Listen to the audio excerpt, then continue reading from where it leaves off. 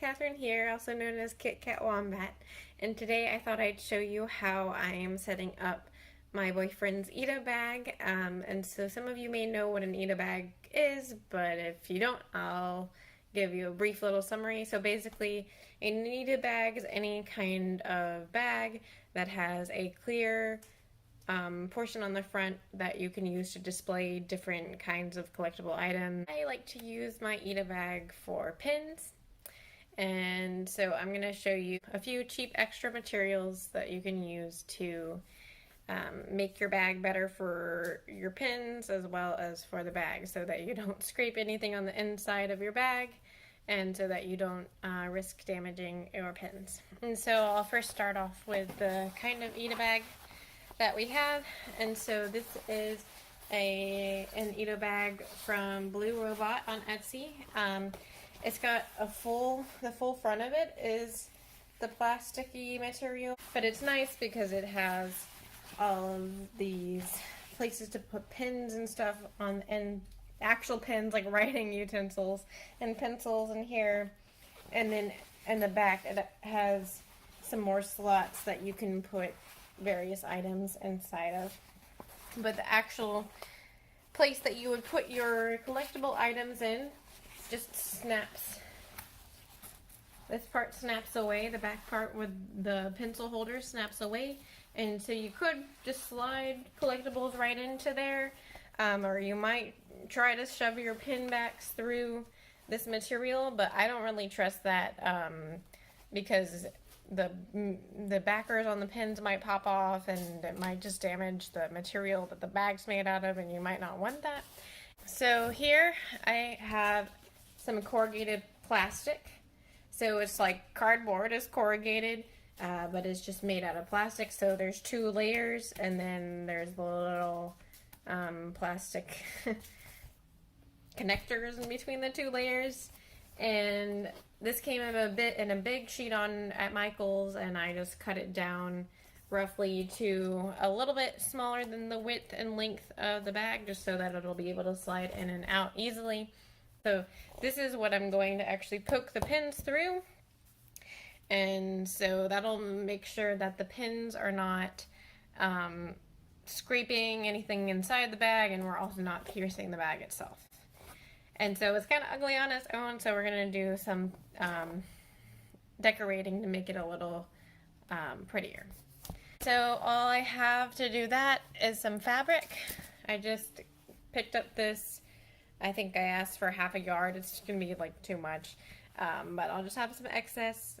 And then the only other thing I have is some Velcro. And this is the kind that has adhesive on the back, so it should be able to stick right onto the plastic and the fabric. Or you could use glue. My bag, I use glue. I just glued my felt to the plastic. And then I also have a ruler, a Sharpie, and some scissors. So I'll turn the camera around and kind of show you what I'm doing. So now that I have it cut down to the size that I want it at, I'm just going to make it even on all sides. So the same amount on top and bottom, so that I can place the Velcro. Or let's go with 2.5 centimeters on the top and the bottom.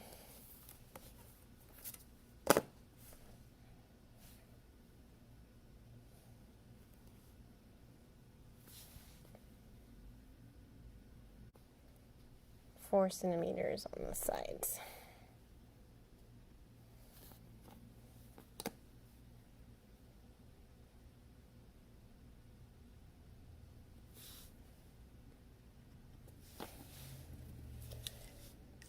I'm going to put the spiky side onto the plastic, and then for now, and I'm going to go ahead and put the non-spiky side on the fabric in the same locations, so that way if I want to change out the fabric color later, I can just put the soft side on another piece of fabric in the right locations and then just change it out onto here.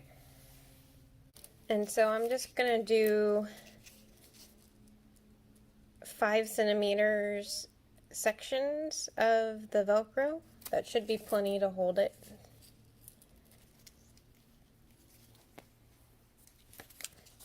Okay.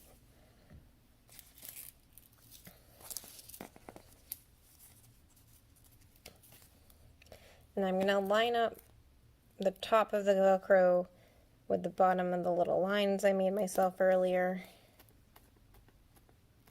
And so I think I'm going to go one at a time and then trim off any excess so that it's going to be tight. So I'll go ahead and start at the top and then work my way to the bottom and then the sides.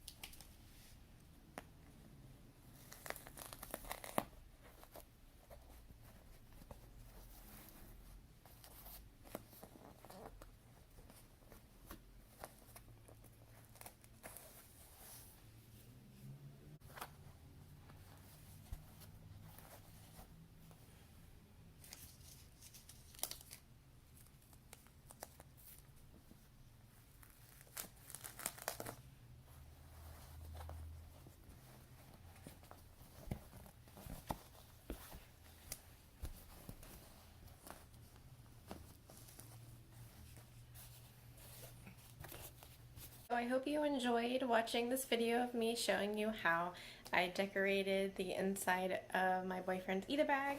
So here it is after I trimmed the edges off. You see it fits nicely into the bag, and it should easily pop in and out to make it easy to switch out pins when we want to. We don't have any pins on there yet.